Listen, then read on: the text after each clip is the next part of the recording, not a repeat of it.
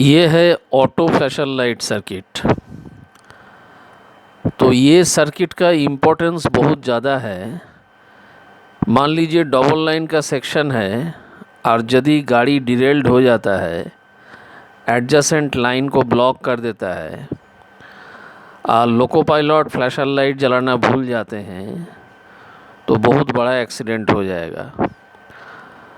तो ऐसा स्थिति में फ्लैशर लाइट अपने आप जल जाए, इसीलिए ये सर्किट को बनाया गया है। तो ये सर्किट बनाने के लिए एग्जिस्टिंग जो बीपी चार्जिंग सर्किट था उसमें थोड़ा सा चेंज करना पड़ा। बीपी जो चार्ज होता था 18 मिलीमीटर डायमीटर का पाइपलाइन था उसमें। अभी और भी एक अरेंजमेंट किया 5.5 मिलीमीटर डायमीटर का पाइपलाइन। ये दोनों पाइपलाइन से ही अभी बीपी चार्ज होगा। और दो ठो प्रेशर स्विच, एक है P1 एक है P2। ये जो P1 है इसका लोकेशन है A9 का आउटलेट और MU2B का इनलेट का बीच में, और ये जो P2 है इसका लोकेशन है ट्रेन पाइप का ऊपर में रखा गया है। और इसमें दो रिले भी है, एक है PR1 एक है PR2। तो ये सर्किट काम कैसे करता है देखेंगे हम लोग। CCPT होके फीड आता है। BPSW को अगर आप प्रेस करते हैं कोई भी कैप से तो मैग्नेट वाल्व एनर्जाइज होता है और 18 मिलीमीटर डायमीटर का चार्जिंग पाथ ओपन होता है। यह है क्विक रिक्रिएशन ऑफ बीपी के लिए। अभी ये जो सर्किट है ये सर्किट का कंट्रोलिंग फ्यूज़ है CCLA। 6 एम्पियर का फ्यूज़ है। तो CCLA से होके फीड आता है। ये है P1 का कॉन्टैक्ट। आप जब A9 हैंडल से 0.5 kg या उससे ज़्यादा ड्रॉप करेंगे उसी टाइम में P1 का कॉन्टैक्ट यहाँ पे ओपन, यहाँ पे क्लोज़ होगा और क्लोज़ होने से PR1 रिले एनर्जाइज होगा।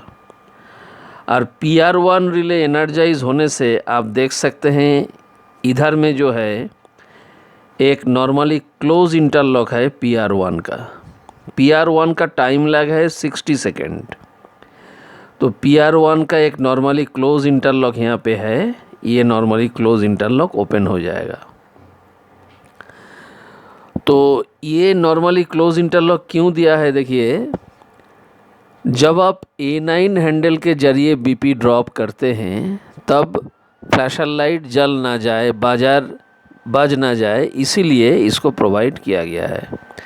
ये सर्किट में क्या होता है, जब आपका ट्रेन पाइप से 0.6 kg पर सेंटीमीटर स्क्वायर या ज़्यादा बीपी ड्रॉप होगा, यानी कि गेज में 4.4 kg पर सेंटीमीटर स्क्वायर रहेगा, उसी टाइम में P2 का कॉन्टैक्ट क्लोज होता है।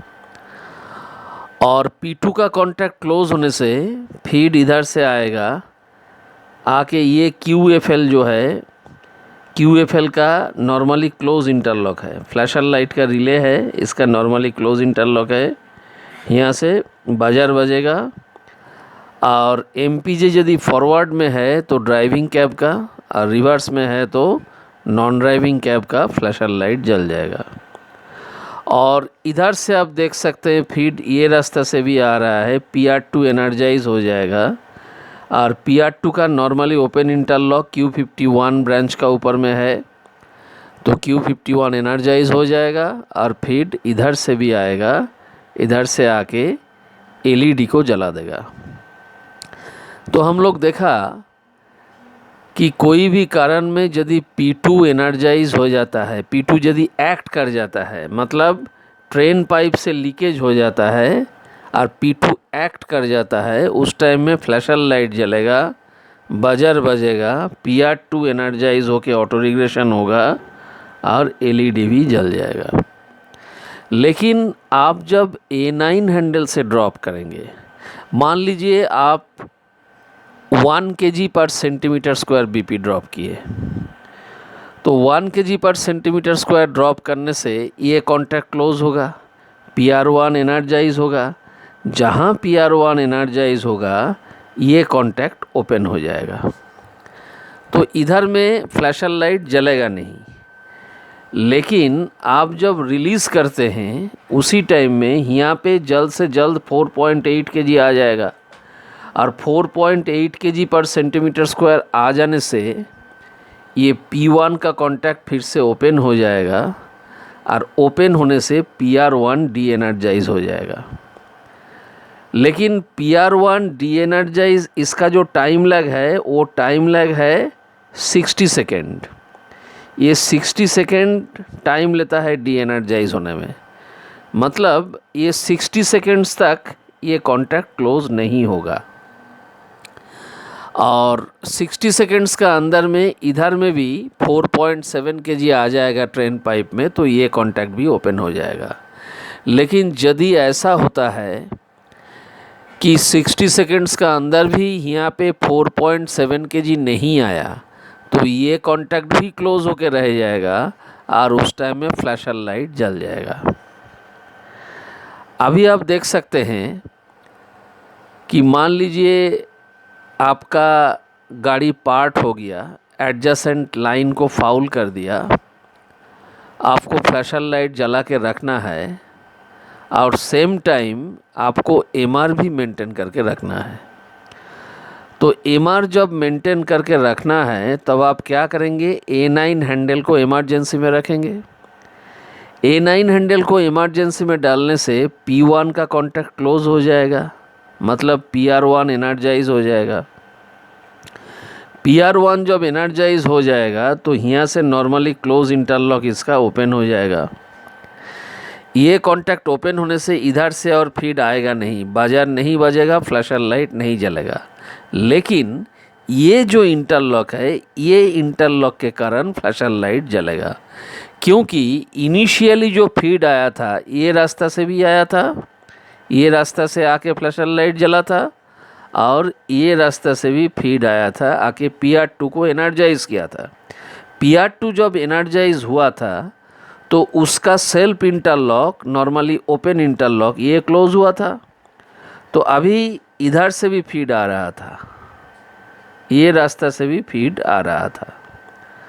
तो अभी MR को मेंटेन करने के लिए अगर आप A9 हैंडल को इमरजेंसी में डालते हैं, यानी कि PR1 एनर्जाइज हो जाता है, इसका नॉर्मली क्लोज इंटरलॉक ओपन तो होगा ज़रूर, लेकिन ये रास्ता से फीड को मेंटेन करके वो फ्लैशर लाइट को जला के रखेगा। अभी मान लीजिए आपका गाड़ी सिंपली पार्ट हुआ है, एडजेसेंट लाइन को फाउल नहीं किया, उस टाइम में आप फ्लैशर लाइट नहीं जलाएंगे, बाजार नहीं बजाएंगे। तो उस टाइम में आप क्या करेंगे, उस टाइम में आप SW1 या SW2, जिस कैब में आप है, SW को प्रेस करेंगे। SW को प्रेस करने से क्या होता है, QFL एनर्जाइज हो जाता है, और QFL जहाँ एनर्जाइज होगा इसका नॉर्मली क्लोज इंटरलॉक ओपन हो जाएगा, इधर में और फीड जाएगा नहीं, फ्लैशर लाइट जलेगा नहीं और बाजार बजेगा नहीं। लेकिन ये दोनों काम, PR2 एनर्जाइज रहेगा और LED भी जलते रहेगा। ये है टेस्टिंग स्विच।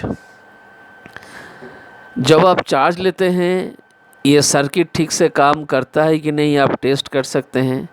इसको टेस्ट करने से फीड ये रास्ता से आएगा, ये रास्ता से आके बाजार बजेगा, फ्लैशर लाइट जलेगा, फिर ये रास्ता से फीड आएगा आके PR2 एनर्जाइज होगा, और फिर ये रास्ता से फीड आके LED को जला देगा। लेकिन गाड़ी अगर खड़ा है तो PR2 का एनर्जाइजेशन आपको समझ में नहीं आएगा, लेकिन ये तीनों चीज़ आप इंश्योर कर सकते हैं कि फ्लैशर लाइट जलेगा, बाजार बजेगा और LED जलेगा। ये जो RGF है, regulating governor of air flow, ये कोचिंग ट्रेन में AC, ये है RGF, regulating governor of air flow. Coaching train में ACP होने से RGF का ये कॉन्टैक्ट क्लोज होता है और इधर से फीड आके वही वही काम होगा, बजर बजेगा, फ्लैशर लाइट जलेगा और PR2 एनर्जाइज होगा और इधर से LED जलेगा।